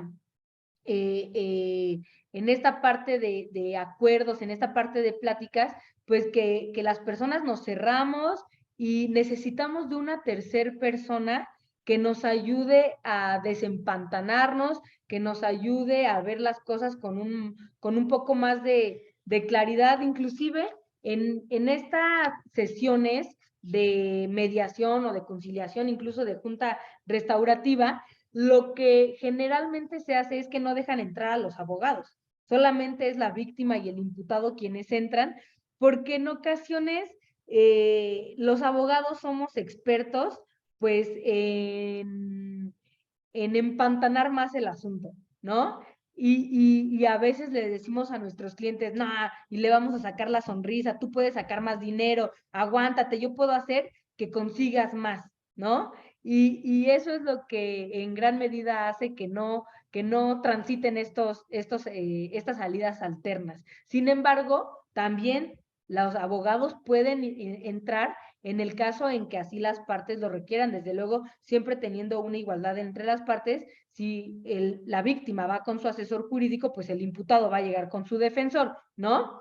Y finalmente, pues el último mecanismo, pues es la junta restaurativa, que está establecida en el artículo 27 con una definición de qué es el mecanismo mediante el cual la víctima o el ofendido, así como también el imputado y en su caso la comunidad afectada, en el ejercicio de su autonomía, buscan, construyen y proponen opciones de solución a la controversia con el objetivo de lograr un acuerdo que atienda las necesidades y responsabilidades individuales y colectivas, así como la reintegración de la víctima u ofendido y del imputado a la comunidad y la recomposición del tejido social. Les voy a poner un ejemplo de esta clase de junta restaurativa que no es en materia penal, pero que, por ejemplo, se da en materia social, se da mucho en las escuelas de primaria,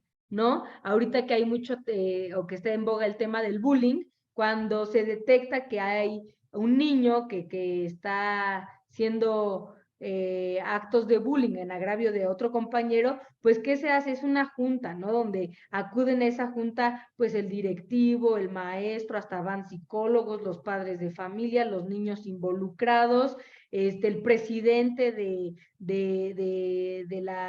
los padres de esa escuela, y buscan implementar pues una solución que tienda no solamente a resolver ese conflicto, sino a prevenir conflictos futuros en relación, por ejemplo, a ese tema del bullying.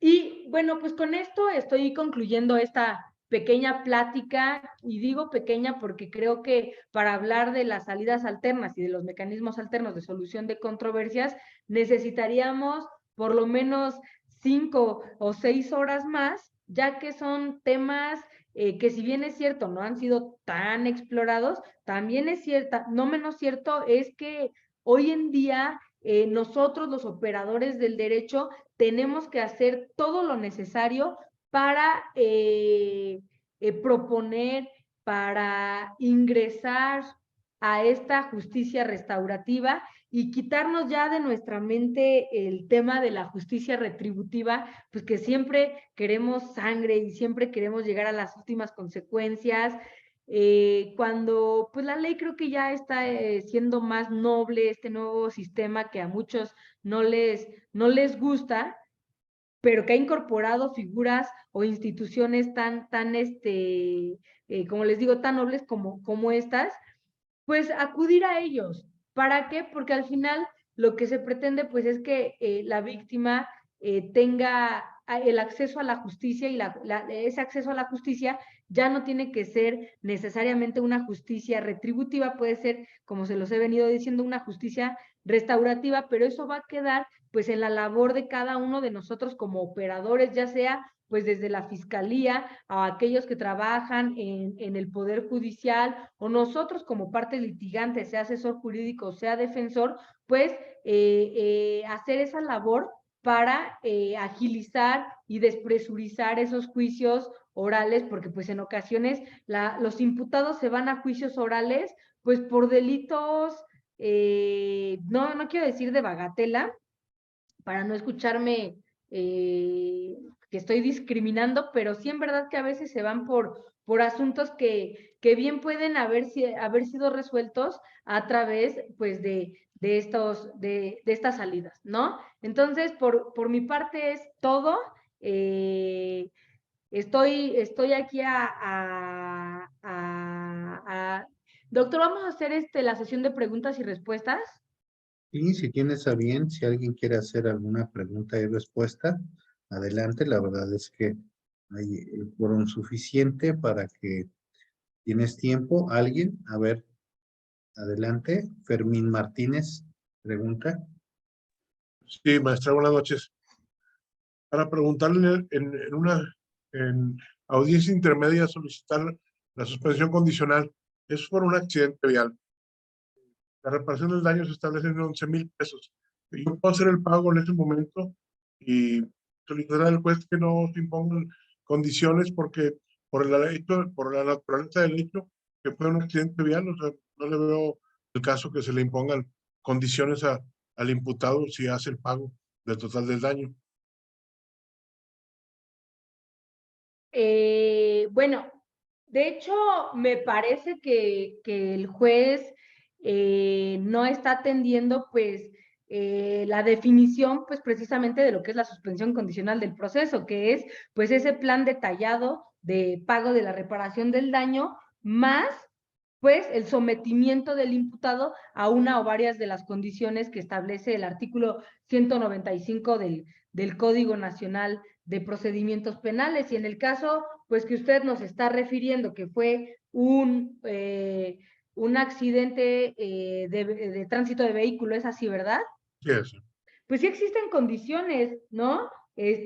Por ejemplo, la fracción 11, pues, que establece no conducir vehículos, ¿no? Digo, yo sé que se ve demasiado extrema, pero también debemos atender al caso concreto, atender a cuáles fueron las circunstancias a través de las cuales, pues, surgió, pues, este hecho delictivo. Desde mi perspectiva, siempre tiene que estar concatenada el acuerdo, la reparación integral con una condición de las que están establecidas en la legislación.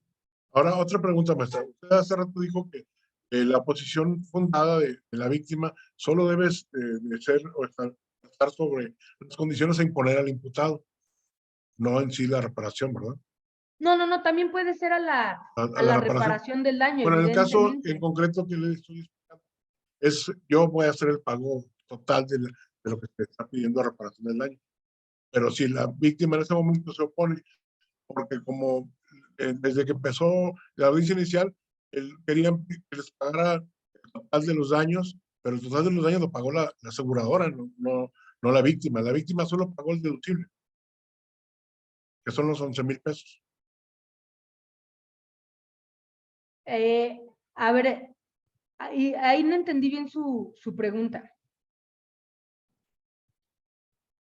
Le digo que en la audiencia inicial, la víctima, su asesor, solicitaban reparación del daño, el total de los daños, cuando el total de los daños fue cubierto por la aseguradora. Y obviamente la víctima solo pagó el deducible. Y luego ya en el escrito de acusación del Ministerio Público me aparece el monto por 11,000 pesos, que viene siendo el deducible que pagó. Pero creo que ellos quieren insistir en la reparación, digo, en que les cubra todo lo que se hizo de reparación del vehículo, que más bien lo hizo la aseguradora, ¿no? Fíjese que eso ya usted se refiere a que ese monto de 11,000 pesos ya lo pagó la aseguradora y la víctima de nueva cuenta quiere cobrar esos 11,000 pesos. ¿Es así? No. La víctima pretende que se le pague el total de los daños, cuando el total de los daños la aseguradora los cubrió, porque es su obligación, ¿verdad? Seguro. Él cuando ocurre el accidente, habla de su seguro, la aseguradora le da la orden de reparación y presentan la querella, pero en la querella presentan el avalúo de los daños y todo, y dicen que son 60,000 pesos. Pero realmente la víctima solo gastó lo que es el deducible de la póliza, que fueron 11,000 pesos. O sea, yo pienso pagarle 11,000 pesos nada más. Bueno, pero esos otros 60,000 pesos pues tendrán alguna razón de ser, ¿no? O sea, evidentemente pues la víctima pues puede hacer esa solicitud. Inclusive le voy a decir una cosa, esa sí es una causa suficiente para que no se pueda ir a la suspensión condicional del proceso su representado. Y ya sé que me va a decir, bueno, pero es que ya se cubrió y quiere más la víctima, pues eso va a ser una cuestión de valoración. Bueno, otra cosa, en este caso tampoco no se constituyeron. No se constituyó como coadyuvante, como lo establece el 338. No se constituyó como coadyuvante del Ministerio Público, ni presentó pruebas, ni ningún dato, ni ninguna factura de que haya gastado 60,000 pesos. Bueno, si tampoco hay un dato objetivo en el cual pues se determine esa cantidad de 60,000 pesos y está siendo a capricho de la víctima, bueno, pues evidentemente esa oposición no va a ser fundada. Claro que las oposiciones tienen que ser objetivamente establecidas pues a través de documentación, ¿no? En este caso, pues gastos que se hayan efectuado, ¿no? Entonces, si no existe una cuantificación objetiva, pues difícilmente va a prosperar pues esa oposición. Muy bien. Es todo, maestra. Gracias. Gracias, sí. Y nada más quería concluir con su primer pregunta, el por qué sí debe de existir una condición a esa suspensión condicional del proceso, porque si no, pues prácticamente sería tanto como si te estuvieran pues, otorgando el perdón, ¿no? Que es una figura distinta, que no amerita que exista una condición, y en este caso, en la suspensión sí debe de existir. Y tienen que ser 6 meses mínimo, ¿verdad? Mínimo. Uh-huh. Muy bien. Gracias, maestra. Por otra parte, quien está aquí, la compañera Ana Isabel Piñón, si puede reactivar su audio para realizar su pregunta y decirnos de dónde nos acompaña. Hola, muy buenas noches. Los acompaño del estado de Chihuahua. ¿Sí me escuchan? Sí. Ok. Bueno, maestra, yo tengo una duda.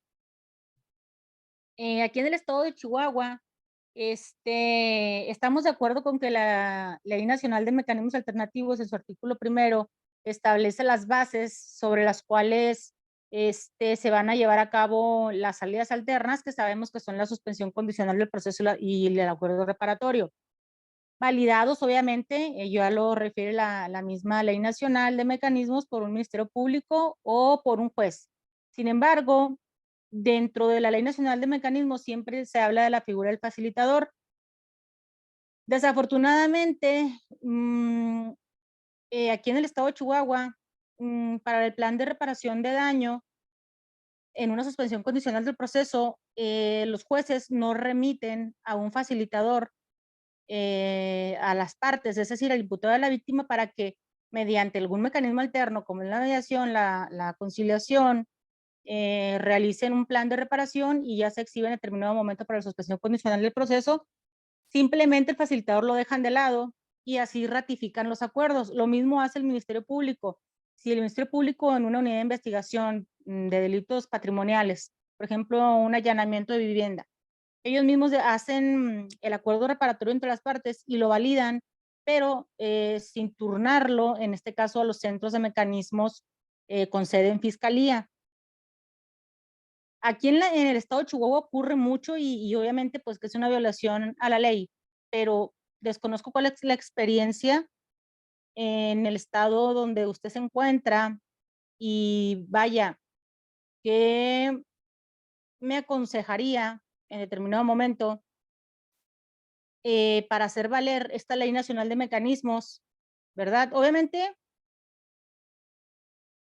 en el entendido de que el facilitador ni siquiera está nombrado una sola ocasión en el Código Nacional de Procedimientos Penales. O sea, errores así como muchas lagunas que no nos hacen de alguna manera poder defender ante los jueces la situación de que es necesario esa facilitación. Me gustaría saber la experiencia de otros estados, porque aquí en Chihuahua lo hacen sin el facilitador. Bueno, aquí en la Ciudad de México es lo mismo, es exactamente lo mismo. Tú puedes, por ejemplo, cuando estás en audiencia, solicitar que se suspenda la audiencia para efecto de tener pláticas conciliatorias entre las partes sin necesidad de recurrir al Centro de Justicia Alternativa.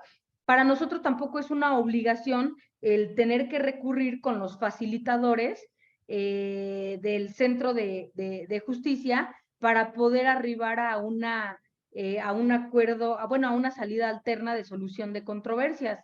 Y eso no me parece mal, al contrario, me parece que en ocasiones no es tan necesario que exista la presencia de un facilitador cuando, por ejemplo, el asesor jurídico y la defensa, el defensor, pueden entablar comunicación y buscar puntos medios en beneficio de sus representados, que al final, pues en esta clase de justicia siempre debe de existir pues un un dar, ¿no? No vas a ganar todo, pero tampoco vas a perder todo, porque precisamente de eso se trata, pues, esta clase de justicia. Entonces, no necesariamente tienes que acudir o terminar, pues, que en los centros de justicia alternativa, porque muchas veces, bueno, ¿qué pasaría si te sometes, que vas al centro de justicia alternativa y finalmente ahí dices, no, sabes que no me interesa, no quiero llegar a un acuerdo reparatorio, pero pasa cierto tiempo y no han dictado el auto de apertura a juicio oral y dices, bueno, ¿sabes qué? Pues sí, yo creo que sí. Entonces, pues no te van a mandar, bueno, sí puedes ir de nueva cuenta al Centro de Justicia Administrativa, alternativa, perdón, pero pues también puedes plantear directamente tu acuerdo reparatorio, pues en audiencia ante el juez de control o bien tu suspensión condicional del proceso, porque la forma en cómo arribes a ese acuerdo, pues al juez no le interesa. Lo relevante es que los acuerdos pues no contengan cláusulas leoninas, que el juez, como ya lo vine explicando, pues cerciore que existe la voluntad de las partes de someterse a esa salida alterna, que se cumple con un objetivo, etcétera, etcétera. Si todos esos requisitos de los que venimos platicando durante todo lo que ha durado esta sesión se cumplen, pues el juez válidamente los puede autorizar también. Entonces es así que también aquí en la Ciudad de México está súper permitido eso, es más, incluso se da muchísimo más esta forma de llegar a las soluciones, a las salidas alternas, que recurriendo al Centro de Justicia Alternativa. Muy bien, muchas gracias. Maestra, sé que tienes también un compromiso de trabajo. Sí. Pues, les voy a pedir una disculpa a quienes tienen la mano levantada por cuestión de trabajo, no va a poder, ya no puede contestar la maestra. Sin embargo, pues sí les quiero anunciar lo siguiente a todos los que están en esta plática. He tenido en mi carácter de director del liceo académico a bien invitar a la abogada Verónica Hernández González a que nos acompañe de forma permanente dando clases sobre el proceso penal acusatorio de una forma simple y entendible desde el punto de vista del litigante. Ella ha aceptado. Esperemos, vamos a esperar ahora la respuesta de ustedes. Varios se han contactado. La Constancia tiene una cuota de recuperación de 100 pesos. El tema, como siempre, excelente, brillante. Felicito a la abogada Verónica. Y pues la idea, se los comento aquí, vamos a iniciar un grupo con ella. Nos vamos a poner de acuerdo, lo vamos a publicitar por redes, un grupo en donde de una manera sencilla, práctica, vayan aprendiendo el proceso penal acusatorio y oral. Digo, hoy sé que hubo gente que, como tu hermana, por ejemplo, que tuve la oportunidad de verlo, y fíjense, algo tan sencillo y que lo podemos llevar a la práctica. Hoy nos habló la abogada Verónica, yo incluso quería hacerle algunas preguntas, ya no lo haré por tiempo, pero nos habló de algo tan sencillo, nos habló de los acuerdos reparatorios y hoy lo platicaba por la tarde. Muchas veces nos vemos inmiscuidos en algún accidente de tránsito, un delito culposo para los que no saben. Cuando hay un choque, un accidente de tránsito, estamos ante la presencia de un delito culposo. En ese tipo de delitos culposos cabe precisamente la figura que nos acaba de hablar la maestra Verónica Hernández, que es el acuerdo reparatorio, ¿sí? Nos habló, digo, tendríamos que abundar mucho más, como ella bien lo dijo, es amplio el tema. Yo recomiendo para aquellos que quieran también profundizar un poco más sobre esto, que lean el libro el pequeño libro de la justicia restaurativa de Howard Zerr, porque también ya la maestra Verónica nos refirió, nos habló de justicia restaurativa, o sea, hay mucho que tocar todavía en torno al tema. La vamos a invitar.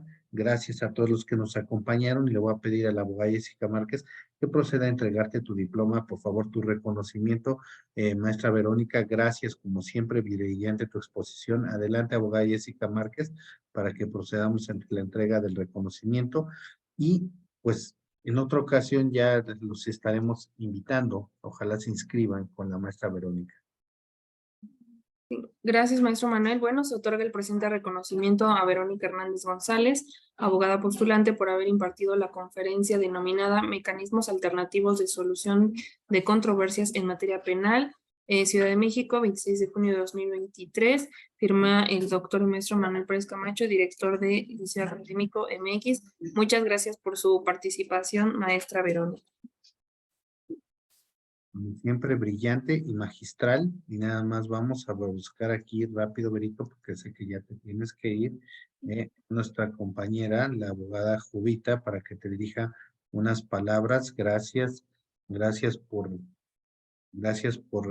adelante, Jovita, por favor, si puede. La veo. Sí, sí, muy buenas noches. Gracias, maestro, por cederme el uso de la voz. A un hombre le pueden robar todo menos una cosa, la lección de su actitud ante cualquier tipo de circunstancia.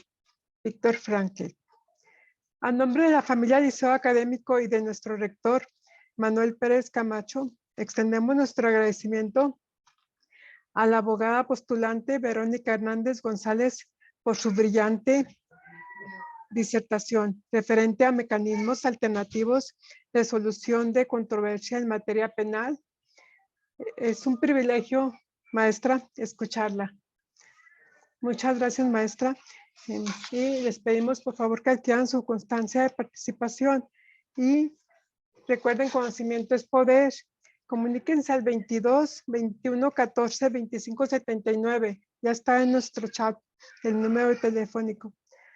Muchas gracias. Cedo el uso de la voz al doctor Camacho. Muchas gracias a todos y muy buenas noches. Gracias. Muchas gracias, abogada Jovita. Como siempre, felicitarte, abogada Verónica Hernández. Ya no te detenemos más. Esperemos que todos los que han estado aquí, ahí vamos a arrancar un proyecto piloto con la abogada Verónica Hernández, primero Dios. Es correcto. Va a ser un proyecto piloto que lo tenemos pensado para los días martes en un horario de 9 a 11 de la noche. La cantidad por la cual ustedes van a poder estar va a ser una cantidad muy, muy asequible. De verdad, quien quiera aprender proceso penal desde el punto de vista del litigante, va a estar la maestra Verónica Hernández González con nosotros, como también ya en su momento la misma invitación se ha sido corrida para el doctor Ernesto Salinas y para el maestro Oscar Vázquez.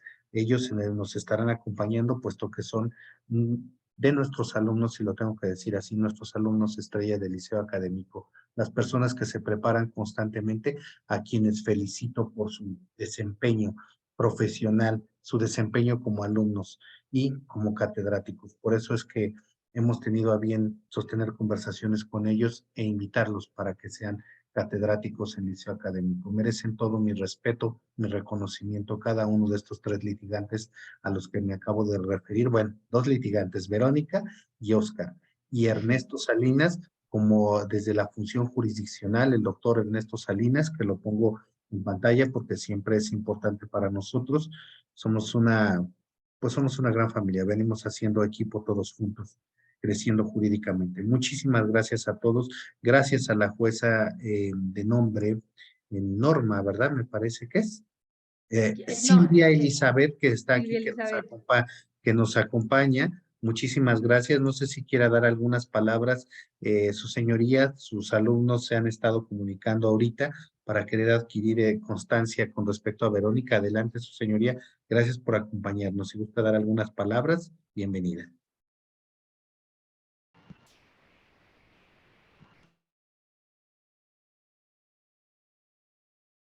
No se les... De verdad, es el tema, y pues bueno, si nos siguen dando, me preguntan las partes de las cosas, estaremos aquí también presentes. Se cortó, ¿verdad, Vero? Pensé que era mi conexión, pero sí me parece que más bien es la de la doctora Silvia. Sí. Pues sí. Pues bueno, pues muchísimas gracias, doctora Silvia. ¿Sí? Oye, con quien por cierto juego, nos gusta jugar tenis. Así fue como nos conocimos en un club jugando tenis. Así es. Pues muchas gracias. Despedimos ya la transmisión. Hasta luego, buenas Hasta noches. luego, Vero. Buenas noches y felicidades. Buenas noches. Y pues Jessica, ya nada más, la abogada Jessica los invitará a 2 eventos. El día de mañana, nuestro evento estelar. Gracias, Verito. nuestro nuevo curso, nuestro nuevo diplomado. Adelante, abogada. Sí, gracias. Pues nada más comentarles para que el día de mañana nos acompañen a la conferencia gratuita El dolo, la culpa y el cine que va a impartir el maestro Ricardo Ojeda Gándara, conmemorando su 30 aniversario como juez penal en la Ciudad de México. Reiterarles las reglas, se envía la liga Zoom por los grupos de WhatsApp de Oferta Académica Liceo, minutos antes, una media hora antes de que dé inicio la conferencia gratuita en punto de las 6 de la tarde. Va a ser de 6 a 9 en conferencia gratuita. Y por último, reiterarles que va a dar inicio, ya tenemos fechas programadas, inicia el 10 de julio el taller Diplomado Sistema Acusatorio y Oral que va a impartir el magistrado y doctor Manuel Valadez Díaz, quien está adscrito al Poder Judicial del Estado de Durango, donde veremos los temas alegatos de apertura, desahogo probatorio, alegatos de clausura, teoría del caso de acusación, defensa y víctima, prueba nueva y de refutación, reclasificación de acusación, individualización de sanciones y reparación del daño. Se impartirá de 7 a 9 de la noche, cuota de recuperación de 1,000 pesos por 6 sesiones, que incluye sesión Zoom, videograbación permanente y su constancia de participación. Quienes deseen incorporarse, inscribirse a este taller, envíen mensaje WhatsApp al 2221 14 25 79. Agradecerles su atención y por supuesto su participación en todos y cada uno de los eventos gratuitos que tenemos por Liceo Académico. Síganos